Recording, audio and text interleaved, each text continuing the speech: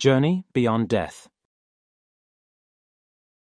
He realized he had just died when he saw his own body, as if it were not his but that of a double, collapsing onto the chair and pulling it down in the fall. Corpse and chair lay sprawled on the carpet in the middle of the room. So, was this death? What a disappointment. He had wanted to find out what the transition to the other world was like, and it turned out there was no other world. The same opacity of the walls, the same distance between furniture, the same sound of rain on the roof.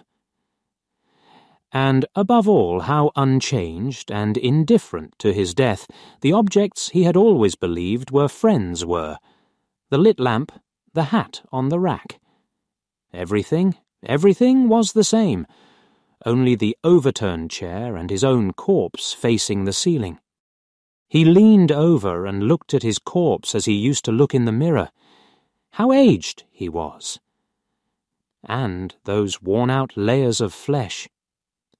If I could lift his eyelids, perhaps the blue light of my eyes would ennoble the body again, he thought, because like this, without the gaze, those cheeks and wrinkles, the hairy curves of the nose, and the two yellow teeth biting the bloodless lip were revealing his detested condition as a mammal.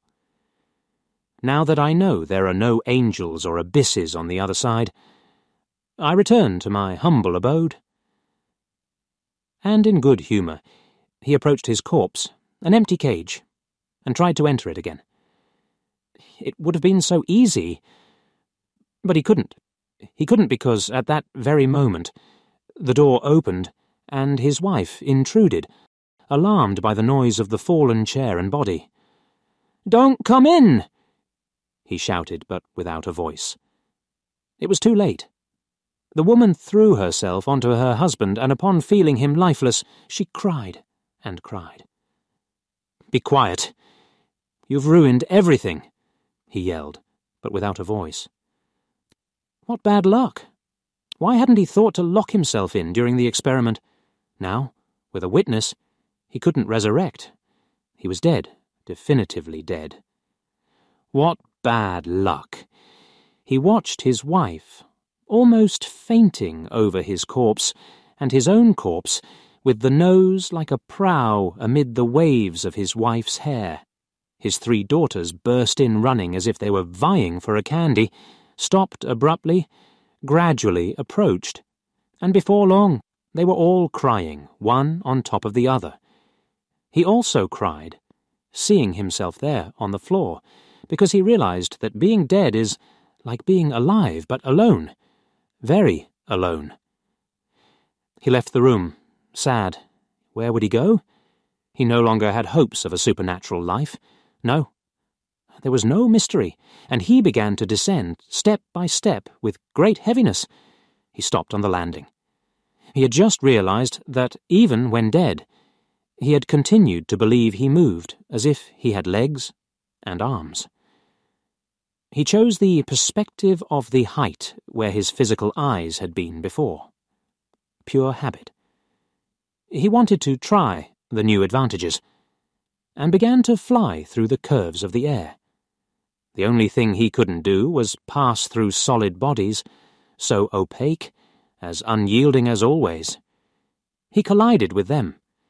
It's not that it hurt him, he simply couldn't pass through them. Doors, windows, passageways, all the channels that humans open for their activities still imposed directions on his flights. He managed to squeeze through a keyhole, but with great difficulty. He, dead, wasn't some kind of filterable virus for which there were always passages.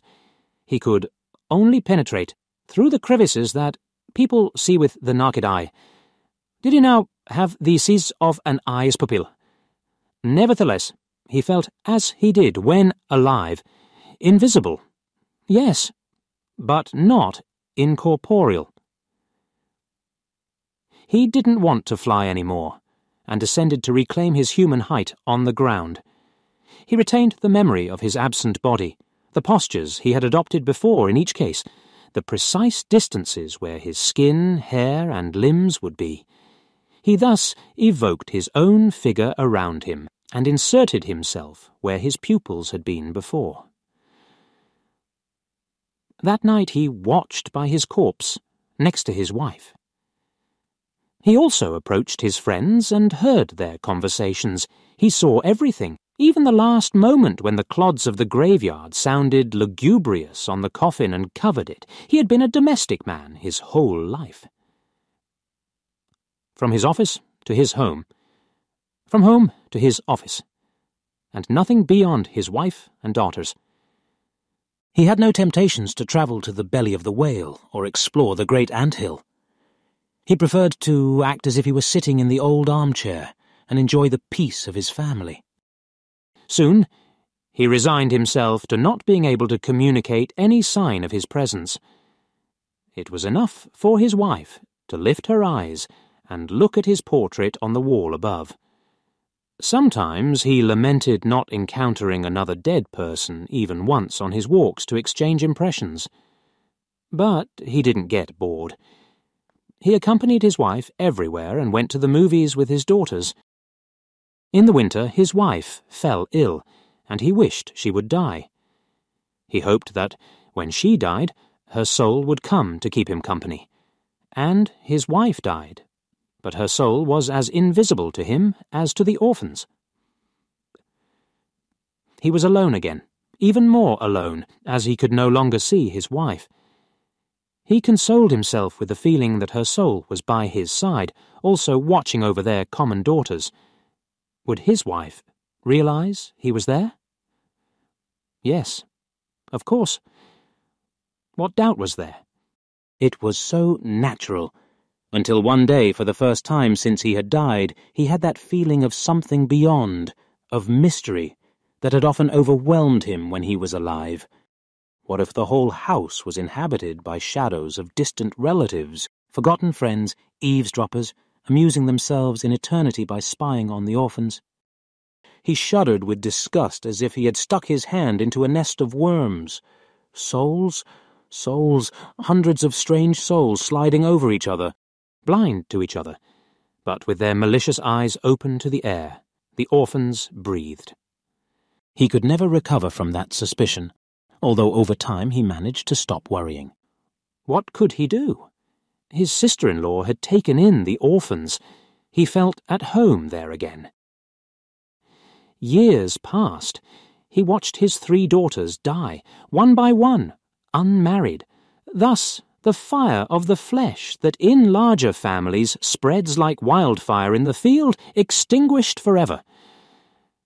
But he knew that in the invisibility of death, his family continued to triumph, that all of them, for the pleasure of being together, inhabited the same house, clinging to his sister-in-law like shipwrecks to the last piece of driftwood.